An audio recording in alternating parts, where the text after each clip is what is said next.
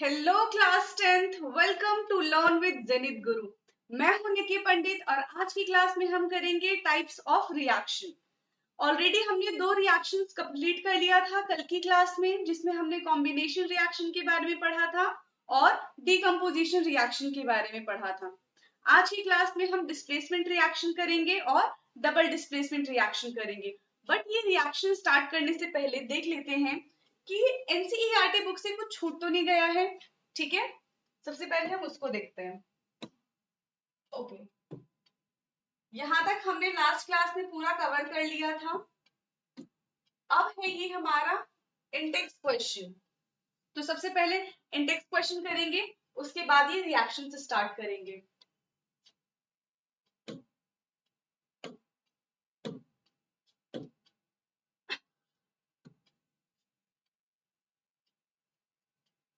First question है यहाँ पे, a solution of a substance X is used for white washing। किसको हम एज अ व्हाइट वॉशिंग की तरह यूज करते हैं, कल की क्लास में हमने किया था। ठीक है, उसके बाद क्या है, इस X का नाम बताना है। यहाँ पे कंपाउंड X क्या होगा, and right the reactions of the substance X named in the above with water. तो उसमें क्या था कि हमने व्हाइट वॉशिंग की हेल्प से कैल्शियम हाइड्रोक्साइड बनाया था, कैल्शियम हाइड्रोक्साइड की प्रिपरेशन की थी। किससे हमने कैल्शियम हाइड्रोक्साइड बनाया था? कैल्शियम ऑक्साइड से।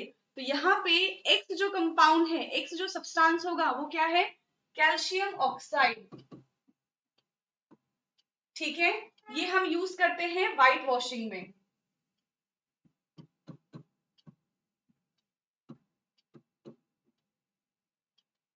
क्लियर है? ये फर्स्ट है।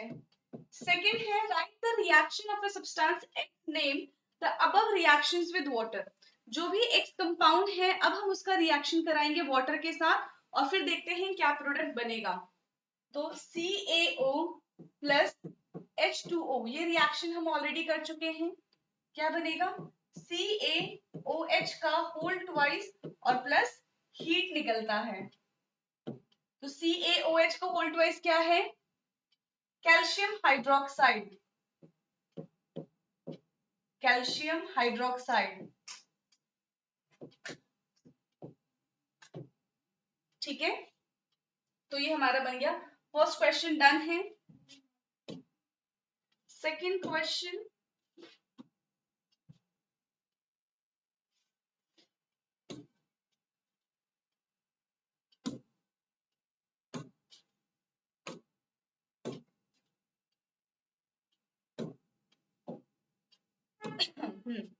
सेकंड क्वेश्चन है, why is the amount of gas collected in one of the test tube in the activity 1.7? Okay, इसके लिए सबसे पहले हमें एक्टिविटी 1.7 देखना पड़ेगा। देखते हैं क्या है एक्टिविटी 1.7। 1.8, ओके 1.7, अच्छा ये वाली।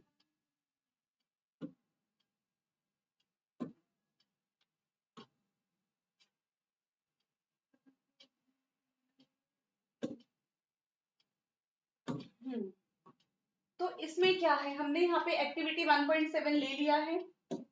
इसमें पूछ रहे हैं कि 1.7 double amount of collected in the other, name this gases. इसमें क्या है, 1.7 एक्टिविटी में क्या हो रहा था? इलेक्ट्रोलिसिस हो रहा था। वाटर का इलेक्ट्रोलिसिस करेंगे तो क्या बनेगा? एक H पॉजिटिव आयंस और एक OH नेगेटिव आयंस, जिसमें से एक कटायन था एक अनायन था। ये हमने कल की क्लास में देखा। बट इसमें पूछ रहे हैं कि इस एक्टिविटी में दो गैस रिलीज हो रही हैं। ठीक है, और क्या है, दोनों गैस का नाम बताना है। और इसमें कह रहे हैं कि एक जो गैस है वो डबल अमाउंट में है। ठीक है, अगर कोई मान लो इसमें वाटर है, तो वाटर में कौन कौन सी गैसेस प्रेजेंट होती है? एक होता है हाइड्रोजन और एक होता है ऑक्सीजन। तो सबसे पहले हमें उसका रेशियो पता होना चाहिए। मैंने लिखा है वाटर। इसमें दो गैसेस कौन सी है? एक तो है H2 जिससे वाटर बना है, और एक है ऑक्सीजन। ठीक है, तो वाटर बनाने के लिए हमें वाटर का जो रेशियो है वो 2:1 ही लेना पड़ेगा। कैसे? अगर मैंने दो हाइड्रोजन नहीं लिया और एक ऑक्सीजन नहीं लिया, तो यहाँ पे हमारा वाटर नहीं बन पाएगा। ठीक है, एक हाइड्रोजन और एक ऑक्सीजन से वाटर का फॉर्मेशन नहीं होगा। वाटर बनाने के लिए हमें 2 हाइड्रोजन और एक ऑक्सीजन लेना पड़ेगा, इसीलिए जो H2 है वो हमेशा डबल हो जाएगा किसके कंपैरिजन में, ऑक्सीजन के कंपैरिजन में। तो ये इसका आंसर हो जाएगा। कौन सी गैसेस है इसमें, नेम द गैस। तो पहला गैस है यहाँ पे हाइड्रोजन एंड दूसरा गैस है यहाँ पे ऑक्सीजन। और इसके डबल होने के पीछे रीजन है इनका रेशियो, वाटर के फॉर्मेशन का रेशियो इसका आंसर हो जाएगा। ठीक है, ओके, ये हो चुका है।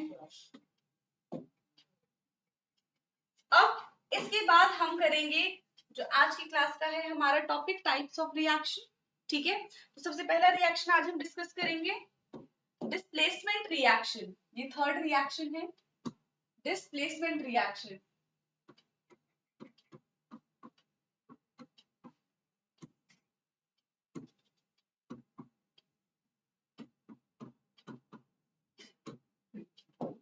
तो डिस्प्लेसमेंट रिएक्शन क्या होता है, देखो डिस्प्लेसमेंट मतलब उसको अपनी एक पोजीशन से हटा देना, उसको वहां से डिस्प्लेस कर देना। तो ऐसा ही कुछ यहाँ पे होगा, जो ज्यादा पावरफुल एलिमेंट होगा, ठीक है, वो क्या करेगा, जो ज्यादा पावरफुल बोल लो, रिएक्टिव बोल लो, तो ज्यादा रिएक्टिव एलिमेंट जो है वो कम रिएक्टिव एलिमेंट और मेटल को उसकी जगह से हटा देगा। यही है डिस्प्लेसमेंट रिएक्शन। जैसे यहाँ पे पहले एक ए है प्लस यहाँ पे हमने ले लिया बी और सी, और अब क्या करेगा, अगर ए ज्यादा स्ट्रॉन्ग मेटल है, अगर ए ज्यादा स्ट्रॉन्ग मेटल है, किसके कंपैरिजन में, बी के कंपैरिजन में, तो ए क्या करेगा, बी को उसकी जगह से हटा देगा और अब क्या बनेगा, AC प्लस बी। और अगर ए स्ट्रॉन्ग नहीं है बी से, तो क्या होगा, अगर मैंने सेम रिएक्शन लिखी है, if B is more reactive than A, अगर बी ज्यादा रिएक्टिव है ए से, तो ए फिर उसको उसकी जगह से हटा नहीं पाएगा, तो यहाँ पे रिएक्शन होगी ही नहीं, तब यहाँ पे आएगा नो रिएक्शन। ठीक है, अगर मेटल स्ट्रॉन्ग है, रिएक्टिव है दूसरे मेटल के कंपैरिजन में, तो ही ये इसको इसकी प्लेस से डिस्प्लेस कर पाएगा, अगर नहीं है तो वहां पे कोई रिएक्शन नहीं होगी। अब हमें कैसे पता चलेगा कि कौन सा मेटल रिएक्टिव है, कौन किसको डिस्प्लेस करेगा। ठीक है, तो अभी इसके लिए आपको पढ़ना पड़ेगा रिएक्टिविटी सीरीज। रिएक्टिविटी सीरीज अगर आपको पता होगी तो आप इजीली आइडेंटिफाई कर पाओगे कि कौन सा मेटल ज्यादा स्ट्रॉन्ग है, कौन सा मेटल ज्यादा रिएक्टिव है, कौन सा लीस्ट रिएक्टिव है। ठीक है, तो स्टार्ट करते हैं हम रिएक्टिविटी सीरीज।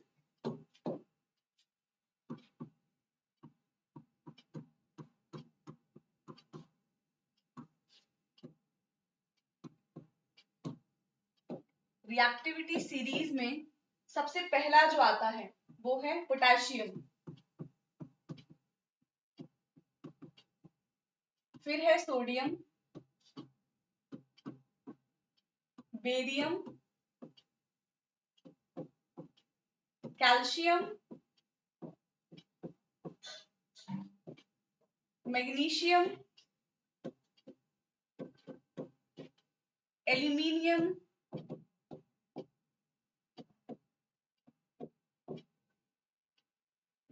जिंक, फिर आता है आयरन, आयरन के बाद है कोबाल्ट,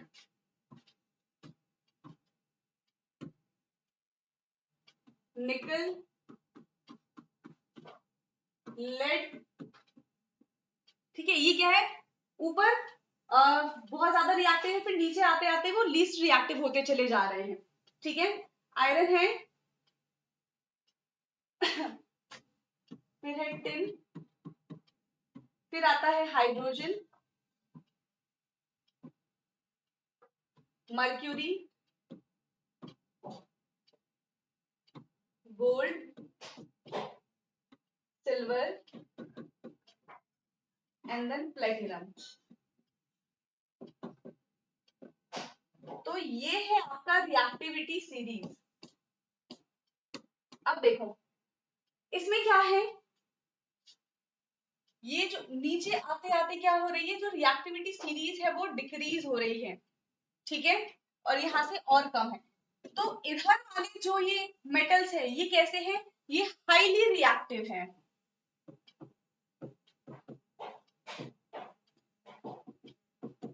ठीक है। फिर जो बीच वाले हैं वो मॉडरेट हैं, और यहाँ वाले ये कैसे हैं, लीस्ट रिएक्टिव हैं।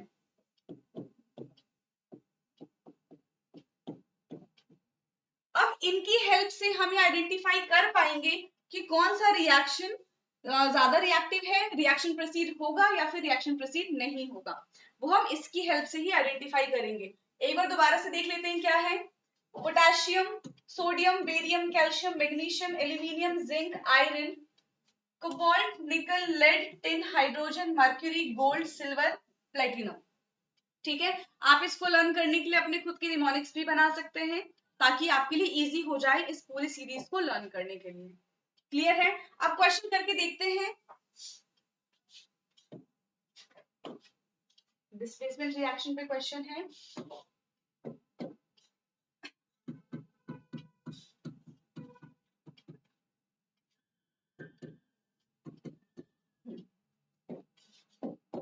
तो अगर देखो जिंक प्लस FeSO4, ठीक है, एक ये मेटल है, मेटल ए, और ये एक दूसरा मेटल है। अब हमें ये बताना है कि जो रिएक्शन प्रोसीड होगी, ठीक है, तो क्या जिंक आयरन को उसकी जगह से डिस्प्लेस कर पाएगा कि नहीं कर पाएगा। अब ये क्वेश्चन कब होगा, जब आपको रिएक्टिविटी सीरीज पता होगी, ठीक है। अब हमें आइडेंटिफाई करना है कि क्या जिंक ज्यादा रिएक्टिव है आयरन से। तो चलते हैं अपनी रिएक्टिविटी सीरीज पे, देखते हैं ऐसा था कि नहीं था। तो देखो जिंक यहाँ है, ठीक है, और आयरन इसके नीचे है, तो कौन ज्यादा रिएक्टिव है, जो ऊपर वाले टर्म है वो ज्यादा रिएक्टिव है नीचे वाले से।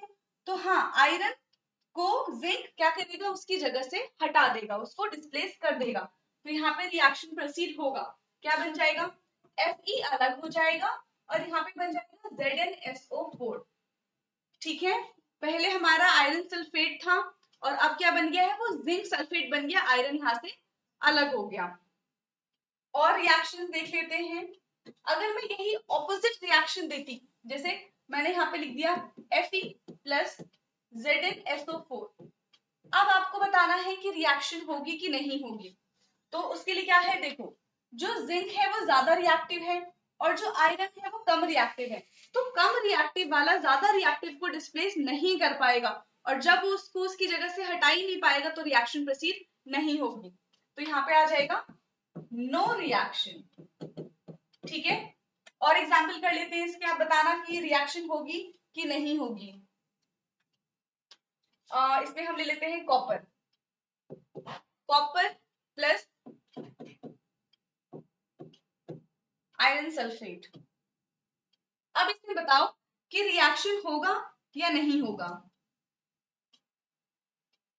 देखो इसमें कॉपर के साथ आयरन सल्फेट है, हम क्या करेंगे देखते हैं, कॉपर कहाँ है इसमें, ओके, अच्छा, ठीक है। इसमें आपका उसमें कॉपर नहीं था, कॉपर की जगह हम ले लेते हैं लेड ले लेते हैं, चलो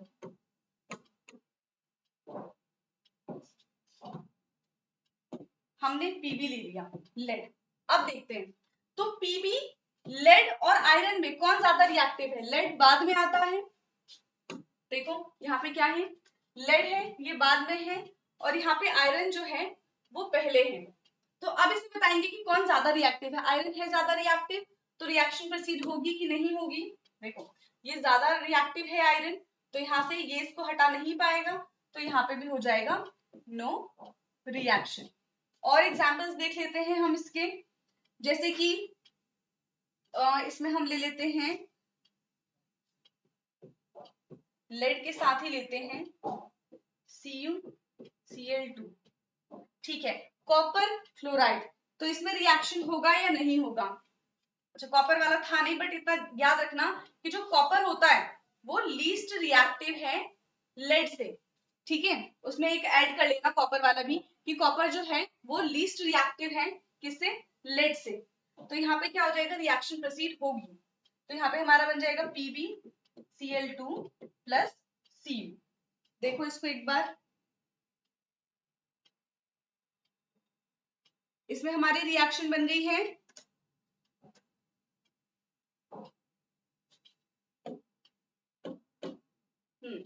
इसमें हम कॉपर ऐड कर सकते हैं। अगर मैं इसमें कॉपर ऐड कर दूं तो आप पता है कॉपर कहाँ लिखोगे, यहाँ पे, ठीक है।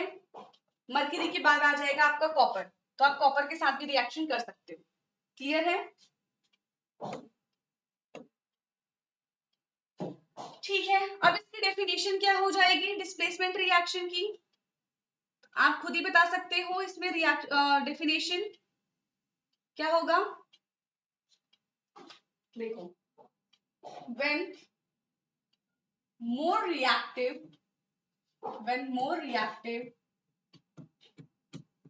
metal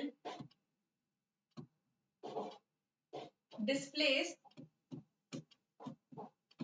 least reactive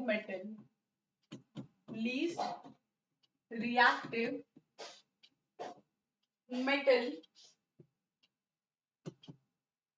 from its salt, ठीक है।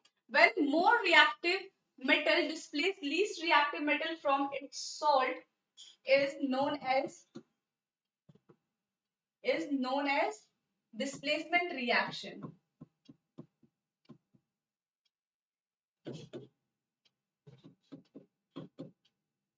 ठीक है, तो ये हमारा डिस्प्लेसमेंट रिएक्शन है।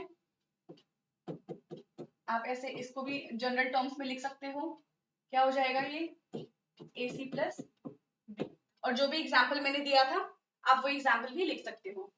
अब डिस्प्लेसमेंट के बाद आता है डबल डिस्प्लेसमेंट।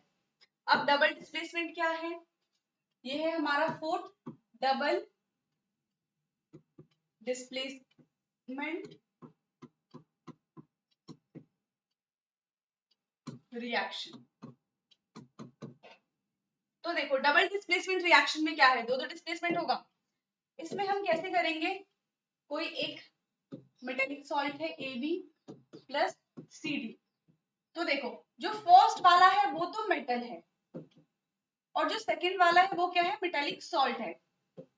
फिर इसमें ये मेटल है और ये भी एक सॉल्ट है, ठीक है। तो क्या होगा, मेटल मेटल को डिस्प्लेस करेगा, उसके सॉल्ट को डिस्प्लेस नहीं करेगा। तो डबल डिस्प्लेसमेंट में क्या होता है, ये A वाला चला जाएगा C पे, ठीक है, C की जगह, और ये C आ जाएगा इसकी जगह पे। पहले क्या होता था कि एक मेटल दूसरे मेटल की जगह पे आ जाता था और फिर वहीं पे रिएक्शन स्टॉप हो जाती थी। बट यहाँ पे क्या है, ये वाला मेटल C की पोजीशन में जाएगा, ये तो डिस्प्लेसमेंट में भी था। डबल डिस्प्लेसमेंट में क्या है, अब C वाला भी A की जगह पे आके दूसरा एक नया सॉल्ट, मेटेलिक सॉल्ट बनाएगा। तो इसमें क्या हो जाएगा, A अगर C की जगह पे आएगा तो एक बनेगा AD और दूसरा बनेगा CB। तो इसको हम कहते हैं कि कौन सी रिएक्शन है, ये है हमारा डबल डिस्प्लेसमेंट रिएक्शन, ठीक है। जैसे कि इसमें देखो, सबसे पहले हमारा ZnSO4, ठीक है, और ZnSO4 के साथ हम ले लेते हैं, इसके साथ हम ले लेते लेड एसीटेट Pb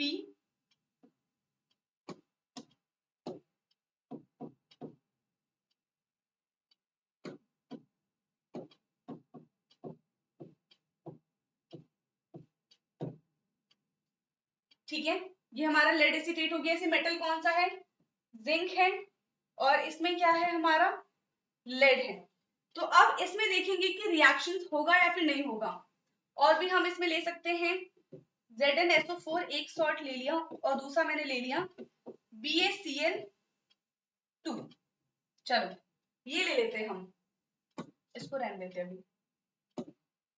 ये वाला ले लिया हमने, एक यहाँ पे मेटल है, एक यहाँ पे मेटल है Ba और बाकी उसके सॉल्ट है। तो यहाँ पे क्या बन जाएगा, एक बनेगा हमारा ZnCl2 और दूसरा बन जाएगा हमारा BaSO4।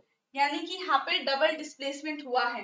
कैसे, जिंक आ गया बेरियम की जगह पे और बेरियम आ गया है जिंक की जगह पे। तो इसको कहते हैं हम डबल डिस्प्लेसमेंट रिएक्शन। इसके लिए सीरीज इतना इंपॉर्टेंट है नहीं, क्योंकि इसमें क्या होगा, एक मेटल ने दूसरे मेटल की जगह ली और दूसरे मेटल ने पहले मेटल की जगह ले ली, बट आपको सीरीज लर्न करना है फॉर डिस्प्लेसमेंट रिएक्शन। अब इसमें देखते हैं, ठीक है, डिस्प्लेसमेंट रिएक्शन। डिस्प्लेसमेंट रिएक्शन में क्या है, iron nail and copper sulphate solutions compare before and after the experiment. इसमें देखो ये है, why does the iron nail become brownish in color and the blue color of copper sulfate solution faded? इसमें कह रहे हैं कि जो आयरन नेल का कलर है वो ब्राउनिश हो गया, ठीक है, brownish in colour, the blue colour, और जो ब्लू कलर था कॉपर सल्फेट का, कॉपर सल्फेट कैसा होता है, ये हमारा कॉपर सल्फेट, अगर इसके साथ 5 मोल्स ऑफ वाटर प्रेजेंट है, इसको हम बोलते हैं ब्लू विट्रॉल, ठीक है, और ये ब्लू विट्रॉल इसलिए नाम है क्योंकि ये ब्लू कलर का है।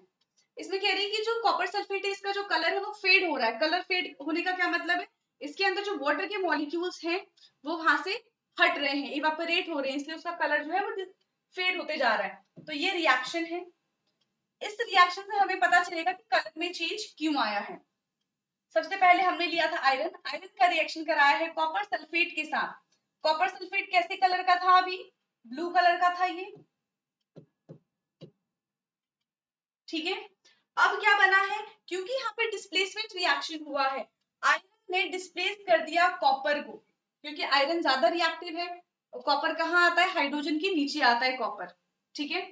तो यहाँ पे क्या बन गया, FeSO4 plus Cu, iron sulphate. तो इसमें क्या हुआ, पहले था ये फॉर्मूला हमारा, अब क्योंकि इसमें जो वाटर मॉलिक्यूल्स है वो डिस्प्लेस हो गया है और आयरन ने कॉपर की जगह ले ली है, इसकी वजह से क्या हुआ, कलर में चेंजेस देखने के लिए मिला है, और इसका जो कलर है वो चेंज हो गया, क्योंकि पहले सिर्फ आयरन था, अब क्या बन गया है, वो आयरन सल्फेट बन गया है, इस वजह से। In this reaction iron has displaced और removed another element copper from the copper sulphate. उसने क्या किया, कॉपर सल्फेट से कॉपर को रिमूव कर दिया, and this reaction is known as displacement reaction. Another example of displacement reaction is zinc plus copper sulphate, ठीक है। क्या जिंक कॉपर को हटा देगा, तो हाँ, क्योंकि कॉपर लीस्ट रिएक्टिव है एज कंपेयर टू जिंक, तो यहाँ पे हमारा बन जाएगा ZnSO4 प्लस Cu। फिर है, ये वाली भी रिएक्शन हमने करी हुई है, लेड का कॉपर क्लोराइड के साथ रिएक्शन कराएंगे तो ये भी इसको डिस्प्लेस कर देगा, क्योंकि कॉपर क्या है, लीस्ट रिएक्टिव है as compare to lead. Zinc and lead are more reactive element than the copper. They displace copper from its compound. तो यहाँ पे क्या हुआ कि जो ज्यादा रिएक्टिव मेटल्स थे उन्होंने क्या किया, लीस्ट रिएक्टिव मेटल को उनकी जगह से डिस्प्लेस कर दिया। तो इतना ही था डिस्प्लेसमेंट रिएक्शन। अब है double displacement reaction. Double displacement reaction में क्या है, you will observe that a white substance which is insoluble in water is formed. This insoluble substance formed is known as precipitate. Precipitate का मतलब बताया था, कोई भी सब्सटेंस जो वाटर में अच्छे से डिजोल्व ना हो, ठीक है, वो नीचे आके जम जाए, उसको हम बोलते हैं प्रेसिपिटेट और PPT. Any reaction that produces a PPT can be called a precipitation reaction. तो डबल डिस्प्लेसमेंट रिएक्शन को हम प्रेसिपिटेशन रिएक्शन भी बोलते हैं। इसमें क्या लिया गया है, सोडियम सल्फेट है, सोडियम सल्फेट का हमने रिएक्शन कराया बेरियम क्लोराइड के साथ। तो अब देखो, ये मेटल है, ये मेटल का सॉल्ट है, ये मेटल है, ये मेटल का सॉल्ट है, यहाँ पे सिर्फ क्या होगा, मेटल्स का एक्सचेंज होगा और कुछ भी नहीं है। क्या बना है, BaSO4 प्लस NaCl। आप इसको बाद में बैलेंस कर सकते हैं क्योंकि आप ऑलरेडी बैलेंसिंग सीख चुके हो, बट पहले रिएक्शंस लिखना है, उसके बाद बैलेंस करना है।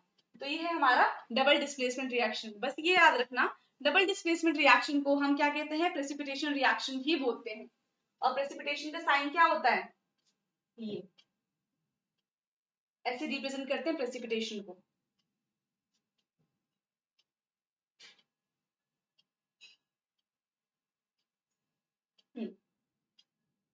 The white precipitate of BaSO4 is formed by the reactions of SO4 2 negative and Ba2 positive.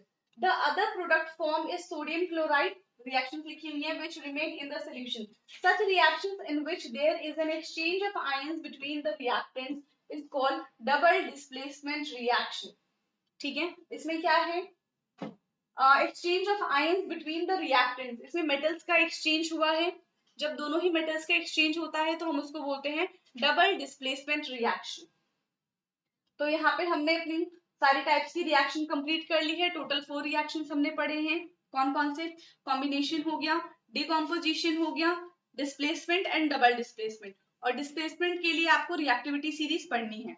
ठीक है, बाकी ऑक्सीडेशन एंड रिडक्शन हम करेंगे नेक्स्ट क्लास में. ठीक है, इससे पहले का हमारा सारा कंप्लीट हो चुका है.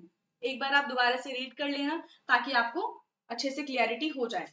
ठीक है, आज की क्लास हम यहीं पे एंड करते हैं. Okay, thank you.